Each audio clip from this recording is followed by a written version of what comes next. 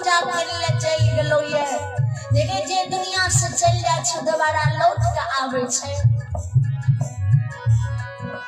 अगर लक्षण पूजा करले जाय छो तो लक्षण के समझा दई जे पूजा कइलो से कलको आब छोड़ देले आ जो हम देख लेबो आंख से तो ओइ दिना नहीं बख्शबो ओइ दिना तोरो बात नहीं मानबो। लक्षण के महापुरा नगरी में सब समाज के बीच जीते